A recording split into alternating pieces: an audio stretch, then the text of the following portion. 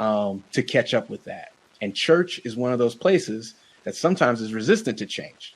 It is. It doesn't change very quickly or often. In fact, if you go back, there are a lot of churches that do things the same way for the last 30 years or so, right? 50. Yeah. So something like this that changes literally the way that you have church and the way that you assemble, it can shake them up a little bit. So I think we're recovering out of that. And then last thing for this piece of it is, as the church, you have to constantly be looking at, how do I help the people that are there? And if you have that as your focus, the people being in the seats is not going to be your issue. You're not gonna have any problem with that. So you saying Jesus came to serve, not to be served. That's right. So you're saying that's what the church should do, is start serving the members. That's right. That's right. That's biblical. Yeah, and success may be, it may look different. It may not look like a packed service on Sunday. Right. You know, it may look a little different than what it did pre-pandemic. But you have to serve and just constantly be looking at, how do I serve the people that are a part of this congregation in the best possible way? Yeah, I agree with you, Kevin. What do you think, Simon? So just like Kevin alluded to, when it comes to the church being resistant to change, I think a lot of churches are more focused on tradition than they are focused on transformation. Tradition kill things. Tradition will definitely kill things. And I think the pandemic really highlighted that. It highlighted the major focuses of pastors. Seeing the pastor preach to an empty church, and then go outside and still make a statement and still make change, helping people throughout the pandemic, feeding families, even to the point where, you know, at first our pastor was against booster shots, against immunizations. But as he gained that knowledge, he was actually able to change his stance. Typically, you wouldn't see pastors that would double back on a statement that they made in the past. That you'll notice now when it comes to vulnerability, you don't see many vulnerable pastors. A lot of them feel that they're in a position of power. They sit at the head of the church. What they say goes. We light the candles the same way. We play the same song when we enter the church. You know, you really focused on that tradition. I like a pastor that really leads by faith, leads by the word that the Lord puts in his thoughts, and then make his moves from there. Not being worried about, you know, are the ushers, are they doing what they're supposed to do? Are the members actually coming in? I've seen pastor preach to 0 people in the church and have a powerful service as if the place was packed.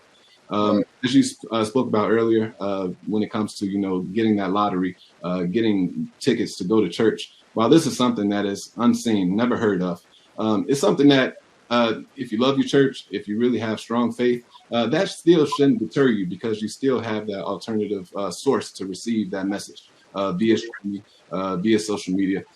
So to use that, really no excuse. The pastor should still be able to pivot, adapt. Technology and technical advances. So many churches, and it was pretty much highlighted in the pandemic, so many churches were not ready when it comes to the technical. It wasn't, and still not ready. It's still not ready. And that goes back to, are we able to pivot? Are we able to learn? Are we able to grow? And are we able to do what the people need? If they're here to serve the people, they would adapt and find any way that they can to actually reach those people. Well, I must say that I am super proud of both of you guys, because you have my 3rd generation in church, Trey, Jace, and Braylon, and you guys are doing a wonderful job as the head of the household. You're leading by example. Keep up the good work. Young folks tell me the church is irrelevant and need to change its approach to draw more young folks to the church. Your thoughts? Well, I think we just answered that, didn't we? Yeah, a little bit. You got any follow up with that? I think one thing that young people want to see is people being out there. They want to see the pastor. They want to see the church staff making a difference in the community. That's something even these secular corporations have incorporated as ways to get younger people involved. Young people care. Do we invest in the environment? Well, in church, we care. Are we doing stuff in the community? You know, in our at our church, uh, our pastors were out giving food and ministering to the homeless last week. Yeah. We saw them out there. They do it all the time. It's not even something to report, you know. Right. And that's what I think is what young people are looking for and what people are looking for, because there are so many different things out there. We've seen negative stories about, you know, different preachers and pastors and things of that sort. Seeing somebody that's in the community doing the work with nobody around, no cameras around, There you go. just doing the work, I think that's something that young people want to see. Now, on the other side of that, it's okay if you don't see that. Are you out there? You know, are you doing those things that you are expecting to see from your leaders in the congregation as well? So just being a part of that change is also important.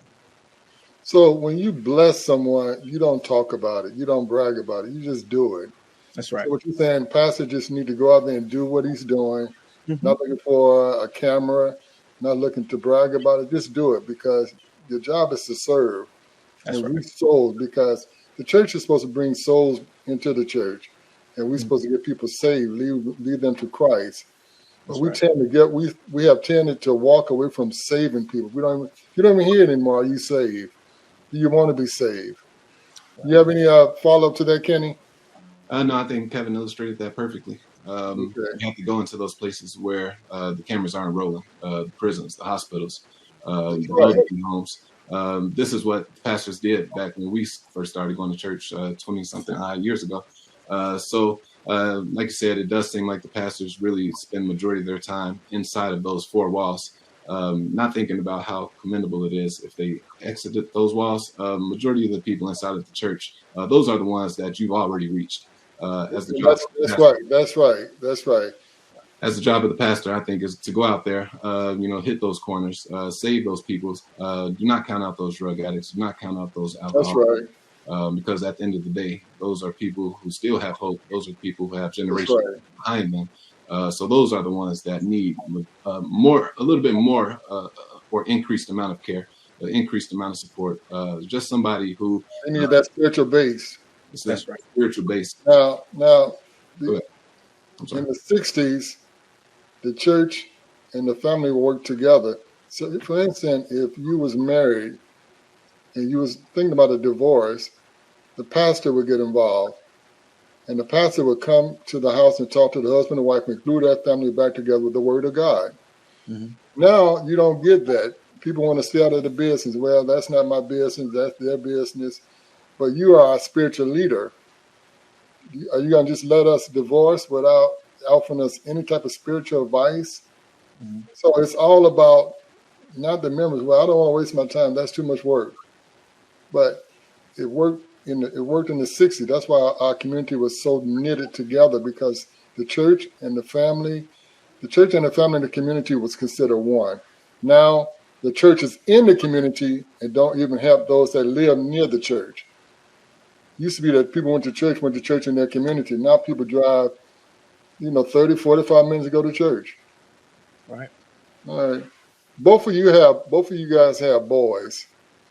What did you learn coming up that you believe you must pass on to your kids? So what did you learn from your childhood that you know that you need to pass on to your kids? I think for me, it's a relationship with God. That is something that was literally the cornerstone of everything that we did growing up. I spent more time in church than I care to talk about, but that helped me. It gave me the base that I needed, and it really put in my brain the right path and knowing right from wrong. And so if there's one thing that I want to make sure that I pass down to my son, it is that we can't do anything without God, and that's got to be the center of your life. And after that, we can work through really anything. But Right. That's got to be the center. That's got to be number one. Yes, sir. Son, what have you learned? What did you learn in our household that you must carry over to your kids? So I would say it's very important to, despite any circumstance or negative force, it's okay to show love, no matter what or how many times my sons will fall. I'm not going to say if, because all men fall short. So just to understand that they can always come back home. They always have somebody that loves them deeply, someone that has the best interests at heart. Just to ensure that they understand Daddy isn't perfect. But at the end of the day, I express my weaknesses. I work on those weaknesses. And at the end of the day, then they should be able to take those characteristics and apply those to themselves as they grow older, as they make those mistakes, and as they just see that this is an ugly world that we live in. When it comes to being, included, being appreciated, or just being someone that, someone looks up to, it's okay to be the anomaly. It's okay to be different. It's okay to charter your own path. You'll have dreams, or they'll have dreams, and they can do all things that they want to do. There is no shortness of opportunity when it comes to that. So just being able to show them that the world is theirs, they can be anything that they want to be, and even instilling those messages into them now, ensuring them when they say that I can't, that's a word that we won't use in this house. You can do all things. You can do anything that you want to do. We can use I can in my house. We don't use I can in the house. We can use I can in my house. Kenny, and actually driving that, and actually ensuring that they actually understand, and they actually take those different steps to remove those barriers, ignore those different statements when people tell them what they can and can't be. Because as we see from this panel, different walks of life, different backgrounds, but at the end of the day, we are still men of integrity, proud men, and men that want the best for their families. Right. Kenny, when we was coming up, Kevin and Kenny, my father never said I love you, because he was man, he was pride, he was a man, you know what I'm saying? But we knew he loved us by the way he took care of us. One thing I made sure I did in our household, I told my kids I love them every day. Getting off the phone, we still, not as much, but we still tell each other we love each other, because love covers a multitude of faults. Now, here we go. What did you believe, if anything, that was missed, but believe it's imperative that your boys learn? Now, for instance, Kenny, I have to apologize. I was strictly about academic, and I didn't let you play sports. So, big mistake. Yeah, so it was about education with me, son. So now we grow from that. That's what generations do. They grow from what one fell short at to the next generation. See, you got your kids in sports, and I'm very impressed with that. So what did you miss? Well, that's one thing you missed, Kenny, that you definitely got to make sure your kids get. What did I not provide? What did your parents not provide, Kevin? Yeah, I think it maybe it's not that they didn't provide it, because they definitely did. I want to make sure that my kids really don't sell themselves short. Yeah. Don't sell yourself short. Okay. So whatever the thing is that you want to do, accomplish, no matter what, you can do that. There's going to be work required to get there, but you can do that thing. Let's go do it. Let's set a plan. All things are possible if you believe. Everything's possible if you believe. I think as a young boy, I may not have believed that. I may not have believed it. Maybe I didn't, and now when I look back on it, I want to be that influence to my son. My parents told me all the time, you've got greatness inside of you. You've got greatness inside of you. I want to make sure that my son gets the same treatment and believes it, and really truly believes that your path is already set for you. It's already set for you. You're going to be amazing. You're going to be great. And we're here to help you do it. And I'm going to love you through it as you get there. So I think that's the one thing that I wouldn't say I missed, but as a young boy, I wish I would have taken hold of that more. And I'm going to make sure that my son does. See, Kevin, that's why I allow you to be my son-in-law. Thank you. I appreciate it. Thank you. Kenny, what did I not do that is imperative that your kids do, that you do? Because again, we all fall short. So like Kevin said, I wouldn't count it as a miss. You may feel like you made mistakes. I don't see it that way. But when it comes to what I plan to do for my children, when they have those sparks in their mind, when they have those dreams, when they have those different aspirations, I don't want to be that person to tell them why they won't do something or why they shouldn't do it. I want to be that person to pretty much provide those resources, provide that support, and just always make sure that they know that, right, wrong, or indifferent, Daddy always has their best interests at heart. While I will always promise to be responsible and honest about my thoughts towards them, I do also want to protect that, that ingenuity and that they're going to have, just to ensure that they have creative mindsets, that they're actually working towards something, even if it's a trial and error type of basis, just to actually give them that type of opportunity to either make mistakes or excel. I want to be that person that'll be on the back end. And even if they did make those mistakes, not really kick them down and show them, Daddy told you so. I told you that wasn't going to work. But to have those conversations and, just ask, what did you learn from that?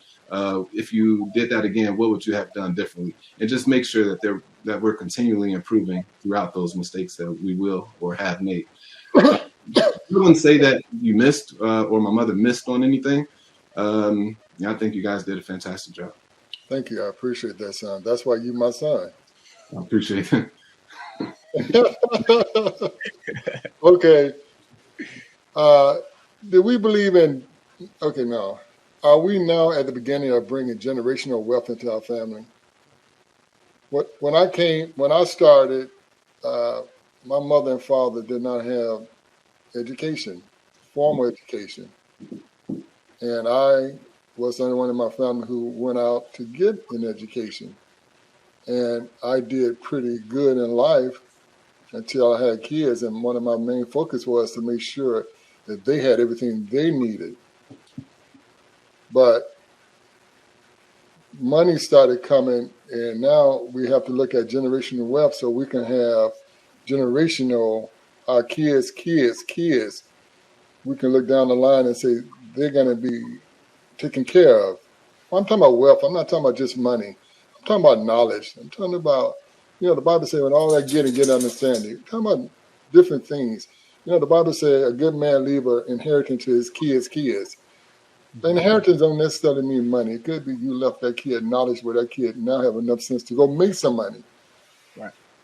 So what do you guys think about generational wealth? We got I got 3 grandkids, and all of them smart. I got 2 sons, son-in-law and a son that's super smart. I got a daughter and a daughter-in-law that's super smart. And all you guys are doing just outstanding. So are we planning, for bringing wealth into this family? Absolutely. And I wouldn't say that I'm the start of it. I think it started with the generation right before us. My grandparents did a great job instilling in my mom and my dad and making the sacrifices necessary to get them into school and put them through school. Yeah. That was something that wasn't easy. I'm not sure on the count of when or what number they were as far as graduating from college, but my dad had 8 brothers and sisters, and I'm pretty sure all of them got an advanced degree of some type. Wow. My mom's family is this on my mom's side is the same way, and so when it got to me, it's more of, instead of being the start of it, I'm carrying the baton, and now that I have a son, I'm thinking about how can I do the same thing for him as my parents and my grandparents have done for me, and put me in a really, really good, solid situation to where I've got choices, options to do what I love to do, to go and achieve what I want to achieve, to be anything that my heart's desire. That's what in your, like you said, that's what wealth is. Right? Wealth is not doing something because I have to, it's because I want to. Yeah.